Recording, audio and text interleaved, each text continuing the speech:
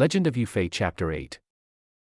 Yufei, returning to his ancestral home. A big moment itself, right? Definitely. A return to roots. But something pretty unexpected crops up. His father-in-law, the Lee County magistrate. He seems to have a very, very specific idea about the wedding timeline. Like now, what's driving this? Why the big rush? Well, what's really interesting is how upfront the magistrate is about it. He doesn't really mince words. Okay. He tells Yufei, look, I'm a widower, my daughter needs care, and frankly, your mother would be a great companion for her. It's quite practical. Huh. And then he adds this other layer. He points out that tomorrow is actually an auspicious day, a Huandao Jiri. Oh, right, the lucky day thing. Exactly. And he says, I'll personally bring my daughter over tomorrow. We'll get this done. It's quite forceful, a very clear push to just get the wedding sorted immediately. Wow. Okay, so faced with that kind of, well, insistence, how does Yufei take it? Is he on board, or is there some pushback? Oh, there's definitely hesitation. You can see it clearly. Yufei points out his situation, right? He says he's poor, Jihan, and completely unprepared, Yu Usumbe. Right. No wedding gifts, nothing ready. Precisely. He actually suggests waiting. Yeah. He says something like, let me go to the capital first, and when I return, then we can do it properly. Makes sense from his perspective. But the magistrate, he's having none of it. He's very firm. He lays it out. Yufei's about to leave. He himself is getting old. He doesn't have a son. The legacy aspect. Yeah, exactly. And he sees this moment. Yufei returning to his family roots, the Guzum, as the perfect window, maybe the only window to settle this really important family matter. So seize the day. Pretty much. He basically tells Yufei, don't argue, just hurry back and get ready. No more discussion. Right. So Yufei can see this isn't really a negotiation. He heads back to his village, Killing Village, That's right. and he talks to the local elders, the Zhong Yuanwei.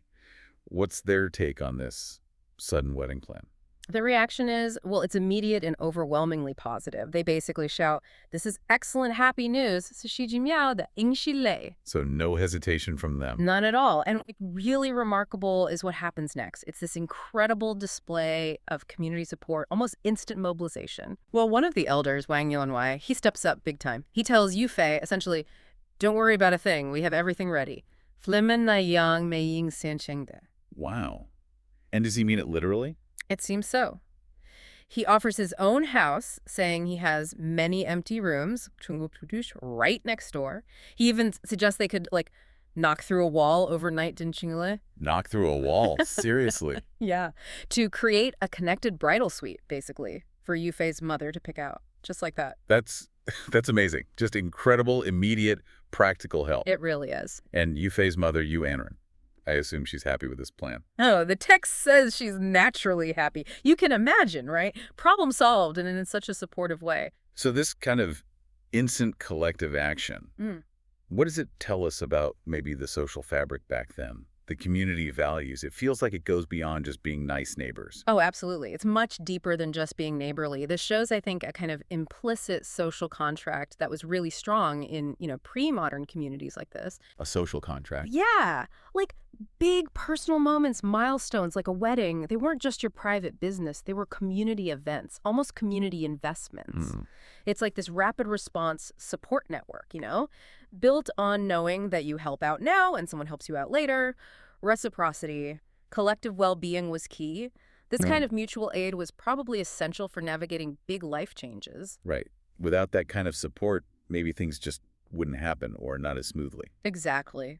Especially with the kind of suddenness we see here. Okay, so with the whole community basically pitching in, the wedding prep at Wang Yuanwei's place, the Wang family manor, must have been a whirlwind. Absolutely. The text describes banquets being set up, red decorations going up everywhere, attendants Bensiang and musicians Yiren being gathered together super quickly, setting the stage. And the wedding day itself, what was that like? Well, the magistrate keeps his word. He doesn't just send his daughter. He's there personally overseeing the delivery of this really significant dowry. Oh, what did it include? The source mentions chests, lots of different belongings, and what it calls fine and coarse wedding provisions, xiang ujian, kushijashuang, all brought out and displayed in the main hall at Wang's place. It's a proper grand display. Shows the status and importance, right? It definitely sends a message. And the ceremony. Pretty traditional by the sounds of it. The bride arrives in 2 sedan chairs. There's music playing. Matchmakers, the Yinging are there to help her. Then Yu Fei and the bride do the formal bows, the bow to heaven and earth, Kanbai Tandi, and the flower candle, Huazu ceremonies. Then into the bridal chamber, the Dongfang. The key moments. Right. And after that, they come out to formally thank the father-in-law, the magistrate, and greet all the gentlemen elders who made it happen. It's amazing how they pulled together such a formal event so quickly. Anything else stand out about that day? Well, yeah, there's something that reinforces that initial urgency we talked about. The Lion magistrate doesn't stick around for long. He apparently only stays for 3 cups of wine at the banquet.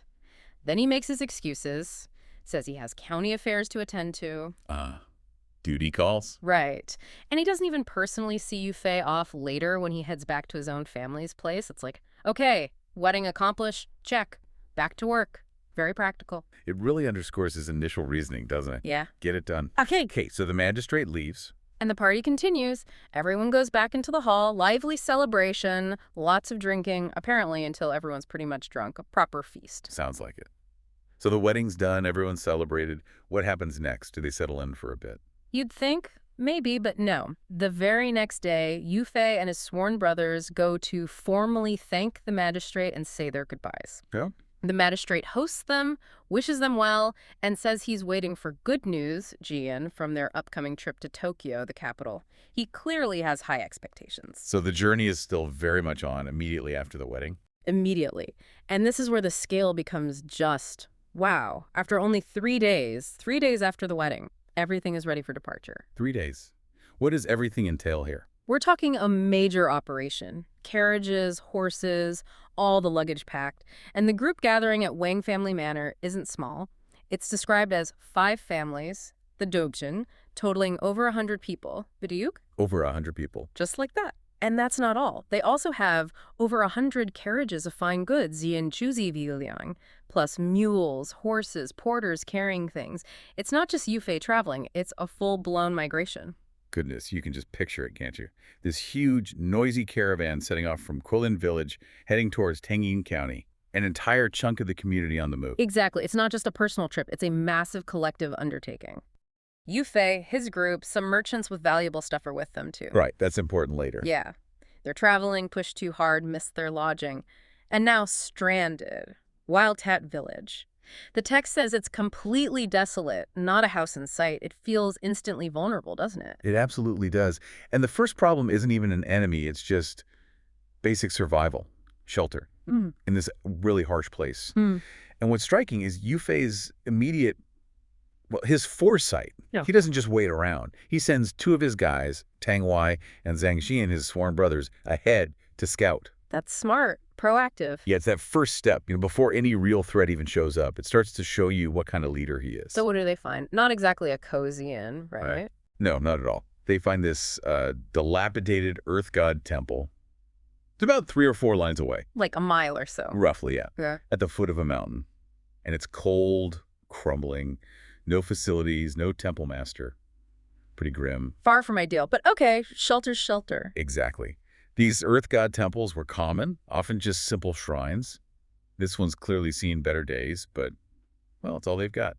The text really paints a picture, makeshift. But they decide, okay, let's make it work. Wang Yi, another one of Yu Fei's guys, points out they have their own stuff. Rice, a pot, a shovel. They can gather firewood. Resourceful. And then Yu Gao, who's always larger than life.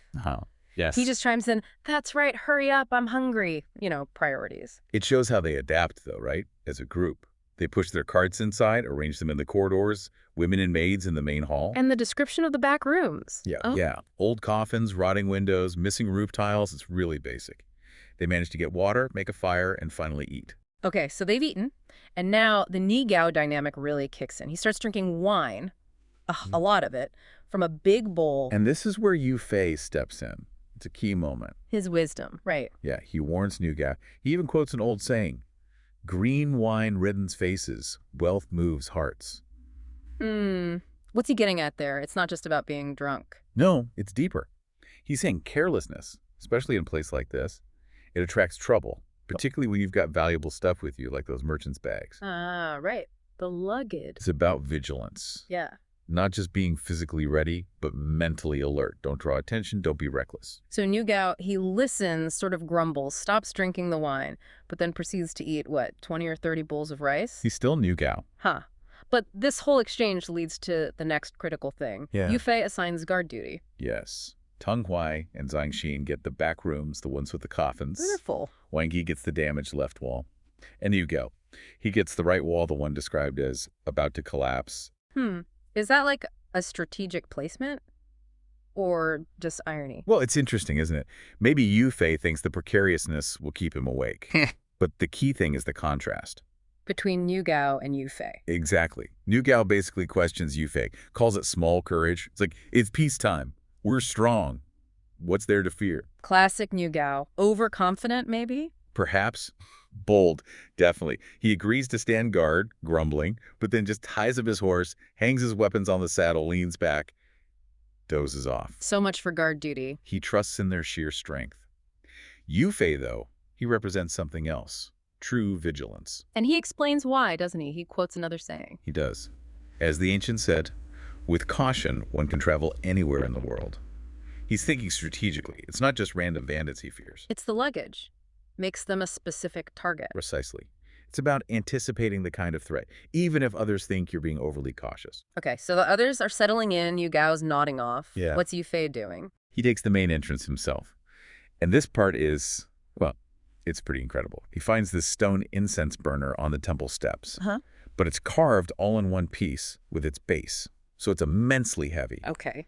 And Yu Fei, the text says with divine might, just lifts this massive thing. Seriously. Lifts it. Lifts it with both hands and wedges it against the temple doors to brace them shut tightly. Wow. Then he props his own weapon, his famous Liquan spear, beside it, puts on his battle robe, and just sits there, on the threshold, watching the dark sky. He is the main defense.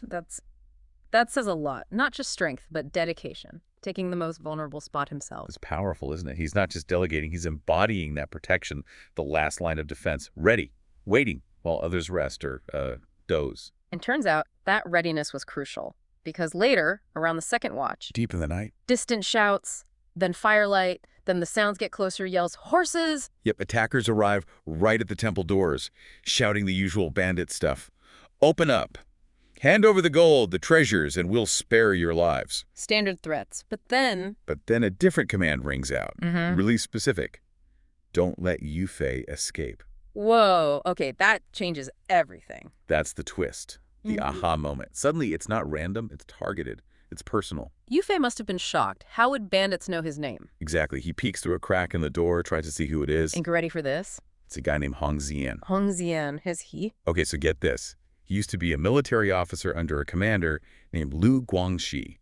Hong Xian himself was apparently a bandit before that, got promoted for being strong. Right. But then, But the text says he was Shane, greedy for bribes, and crucially, jealous of talented people. like Yu Fei, presumably. Precisely. This encounter isn't random. He actually lost a fight to Yu Fei in the past, which led to him being fired. So this isn't just robbery, it's payback. Deeply personal revenge, yeah. And now, he's back, leading his old bandit buddies, plus his two sons, Hong Wen and Hong Wu. He's here for revenge Oh, over a wrestling match. incredible. All this danger, this attack stemming from wounded pride over losing a fight. It's such a human motive, isn't it? It wasn't Yeah. about the gold, not primarily. It was personal, a Definitely. grudge. It shows how these seemingly small things from the past can just erupt later. Wow. So faced with this guy screaming his name outside, wanting revenge, what does Yu Fei do? Does he burst out fighting? Well, this is where his deeper wisdom kicks in again. His first thought, according to the text, is profound. Vengeance should be resolved, not compounded. Meaning, don't make it worse. Exactly. Don't escalate. He realizes the best move isn't immediate confrontation. It's to hold the main door, trusting his brothers are holding the other weak spots, and just wait them out. Wait until morning. He thinks they'll just leave. He believes they'll eventually give up if they can't get in quickly. Right, So he well- tightens his gear, gets his spear ready, but he chooses patience, strategic defense. That's fascinating. He's strong enough to fight, but he chooses not to. At least not yet. Because it's personal, maybe. Because fighting would just feed the grudge. I think that's a big part of it. He's not just a warrior. He's a strategist who gets people. He understands the cycle of revenge. Yeah. Engaging aggressively might satisfy an immediate urge, but it could create even bigger problems down the line. So he opts for containment, patience. Let the fire burn itself out rather than throwing more fuel on it. It's a really nuanced response, isn't it? It shows that leadership isn't always about the dramatic charge. Sometimes it's about calculated restraint, unwavering defense, and understanding the long game. But, and this is a big but, not everyone in Yufei's group shares his calm, strategic mindset. Not by a long shot. Oh, here we go. Enter Niu Gao. He dramatically wakes from a nap, rubbing his eyes, and apparently exclaims, "Hey!" Interesting. Big Brother was right. Bandits really did come. He sounds almost pleased. Thrilled, like it's entertainment. And he doesn't hesitate for a second. Forgets Yufei's whole plan. Of course not. He immediately charges out with his twin maces. And the text is pretty graphic about his efficiency. He hits one bandit, brain splattering. Another one he hits so hard he's basically broken in two, breaking his neck. Yikes. He's not messing around. A terrifying force of nature, really. Totally. It really paints a vivid picture of Niu Gao. He's raw power, immediate action, no filter. None at all. And just as Niu Gao is, getting into the swing of things, we hear from Eo Wang Gui. He's also woken up by the noise. And his first thought? Panic. But not fear for his life. Fear of missing the fun. He shouts, "Oh no, if I wait any longer, they'll kill them all without me." Huh. It's almost like a competition. It really is. So he grabs his dirge, this big impressive saber, and charges out too. So much for Yufei's careful strategy of de-escalation. Completely out the window. He's watching this unfold, his plan just unraveling. Thinks, "Oh no, these two going out there. Yeah. Something bad is definitely going to happen." You can almost feel his frustration. He even considers going out to tell them, just let them go. Stop making things worse. But before he can even move, More trouble. more reinforcements. But for their side, Tong Huai and Zhang Xian, they hear the commotion. And they want in on the action too, I bet. Exactly. They want to basically stir up their appetites for a fight. So what started as Yufei's calm defense just explodes into this enthusiastic, very bloody brawl kicked off by his own men. Yeah, it really highlights the challenge of leadership, right? Even for a legend like Yufei, when your team has such wildly different approaches. Absolutely. So the battle escalates rapidly. The text says the scene is lit up like broad daylight by all the torches. Intense. Hong Xian, the leader, he's going up against Niu Gao with his trident. Meanwhile, his two sons, Hong Wen and Hong Wu, they team up on Wengi. It's just pure chaos. A whirlwind of weapons. And the resolution is strikingly swift. Wengi quickly takes down Hong Wen, cuts him right off his horse. Then Niu Gao, with just one mace strike, hits Hong Wu so hard he basically takes the top of his head off. Jeez, brutal. Hong Qian sees both his sons killed, just like that. He's enraged, understandably. And focuses all that fury on Niu Gao. Charges right at him. But this is where Yufei's presence, his leadership, really comes into play. How so? He calls out his own name, Hong Xian, Snop. I, Yufei, am here. And Hong Xian, who was already struggling against Niu Gao, he hesitates. He's startled. That split second is all it takes. That's it. Zhang Jian uses his hooked spear to pull him right off his horse. And then, Tong Huai finishes him. One spear thrust. Done. The whole ambush is over almost as quickly as it began. wow. Swift and deadly. But the immediate problem isn't quite over. The leftover bandits scatter, right? They run for it. And Niu Gao and Wang Gui. Still high on adrenaline, they're chasing them down, yelling about killing every last one. They want to finish the job. So Yufei has to get them back under control. Exactly. He has to trick them, basically. He shouts, "Brothers, more bandits are coming from behind. Quick, back to the temple." Huh. Does it work? Like a charm. They turn right around, thinking there's more action to be had. Okay, so the fighting's done, but now a much bigger problem, right? Far more complex and pressing problem emerges. Yufei realizes, look at all these bodies here. The local authorities are definitely going to investigate this. This is going to be endless trouble. Yeah, you can't just leave a pile of corpses at a temple and walk away. And guess who has an idea? Let me guess. Niu Gao. You got it. Niu Gao, with his usual directness, pipes up with this gem. I've got it. Let's pile these bodies in the temple, find some grass and branches, set it on fire, and burn them all completely clean. Yeah. Then let the ghosts come find me. Well, it's a solution. So they actually do it. They gather up all the bodies, pile them into the main hall of the mountain god temple. Just stack them up. Yep. They get their wagons and horses ready outside for a quick getaway. Yu Gao uses broken window frames to start the fire. Resourceful, I guess. The wind whips up the flames and in an instant, gook, the whole temple is burned to the ground, erased. And with that, Yu Fei and his companions get on their horses, catch up with their carriages, and ride off toward Shengzhou, leaving nothing but ashes. Clean slate. What a night, right? Yu Fei, his brothers, their whole household actually, moving to Shangzhou. You'd think arriving would be the easy part, but the sources suggest they hit a snag, like right away, a practical one. Oh, absolutely. I mean, picture it. You arrive with your whole family, all your stuff, loads of horses. So the very first problem is just, where do we all stay? They need a massive inn right outside the city. But this little problem, it actually leads straight to something huge, meeting Magistrate Zhu of Tangyin County. He turns out to be this immediate and kind of surprising ally. Okay, Magistrate Zhu. So what does Yu Fei tell him that gets the magistrate so interested, so involved? Well, Yu Fei explains a couple of things. First, that another official, Magistrate Li, had actually arranged his marriage, and also that several Yuanwei, you can think of them as like local bigwigs, landowners, wanted to move with his family and live near them. So this tells Magistrate Zhu that Yu Fei isn't just some random guy. He already has connections, some standing. Right, right. But then Magistrate C finds something, well, pretty incredible, doesn't he? He looks into this fish scale ledger. Yeah, the fish scale ledger. It's basically the super detailed land registry. And he discovers the Yu family's ancestral land is right there. But, like you said, it gets even better. Turns out a higher official, this Du Yuan adult, had already put up silver to buy back this land. And not just that, he paid to have new houses built, specifically for Yu Fei and his family, in this place called Shaodi Li Yongasheng. It's really quite something. It's not just finding lost land. It's like a prepared welcome package from someone important. Wow. That's foresight. Almost like someone knew he was coming, or at least saw his potential very early on. So, okay, they have these houses waiting for them. How do they settle in? What's the feeling? Well, Yu Fei gets everyone moved in his family, the Wanwei families, into these brand new houses, but it's not all smooth sailing emotionally. Because his mother, Lady Yao Yaoshi Anren, that's her title, right? Yeah. She's quite upset.